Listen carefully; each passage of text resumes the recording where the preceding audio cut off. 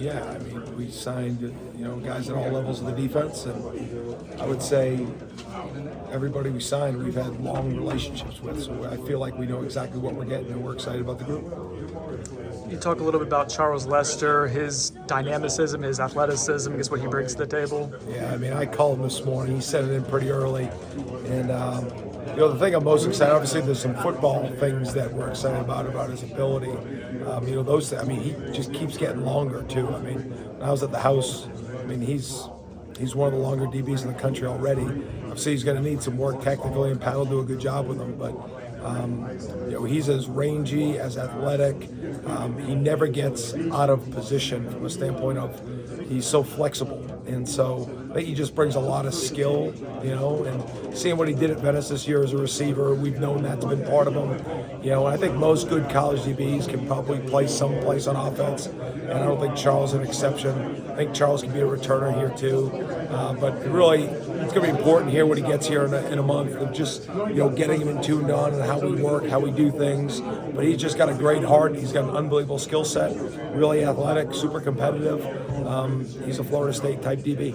And then Kai Bates also has ball skills, but I guess the DB class in general, can you kind of just talk about what those guys respectively, easy for me to say, bring to the table? We're going to try to recruit as many really elite corners as we can. I think we really address that.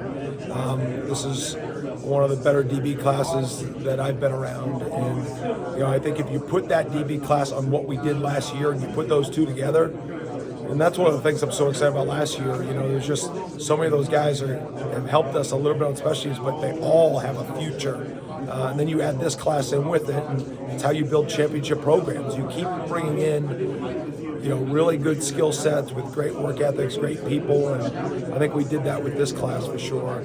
Kai was somebody, when I went to Edgewater to watch him practice in the spring, I was just taken aback with how easy of a mover he was because he's so long, and he was a wide receiver, but you could see just his athleticism, his ability to change direction. He plays with great knee bend for a big, long kid, and he has as good a ball skills as anybody in the country, and so when you throw the ball near him, it's a problem.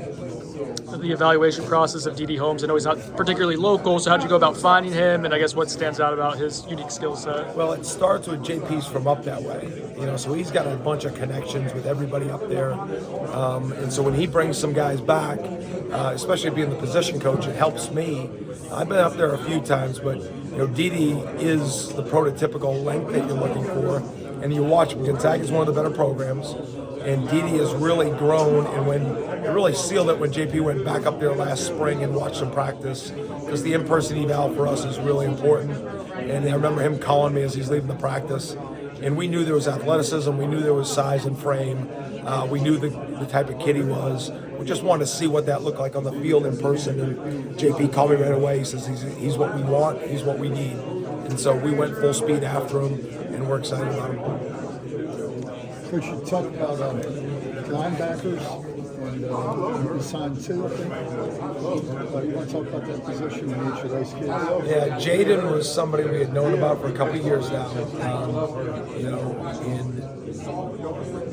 when you're looking at him and you're watching him play, running back and linebacker, he fits into the Kalen DeLoge, even Blake Nicholson, like that type of frame work for us as far as, he's not a polished inside backer yet, but he's got all the ability to play a sideline to sideline, a guy that can match up in coverage. He's got physicality.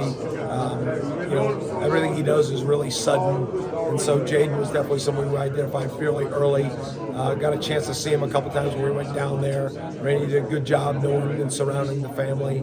And, he's got a history from being up here too.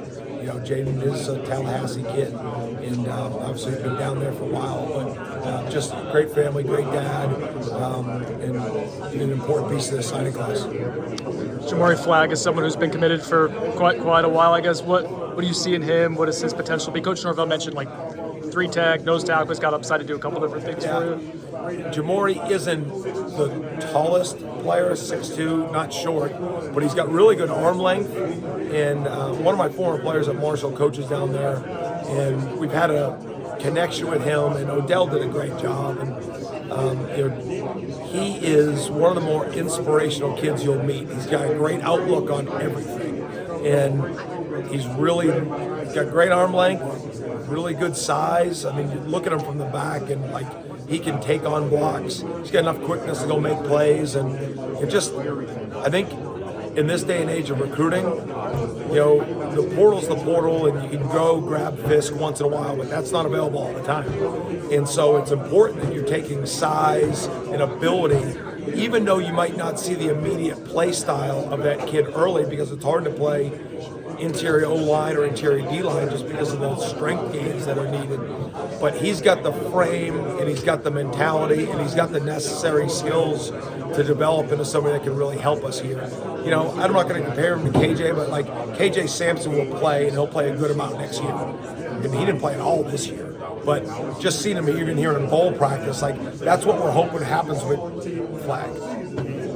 Coach Norvell touched on this. It's such an interesting dynamic. You guys spend so much time recruiting players, and sometimes they don't sign, or sometimes they flip. But like, you develop these long-term relationships with the player. For you, like, I guess, how do you rationalize that? What do you tell them afterwards? Or I guess, what is that messaging like when it doesn't happen? I put it into I don't want to put everything in the same mindset, but everything's connected. Like, it's even like if you go and plan for a quarterback and he doesn't play.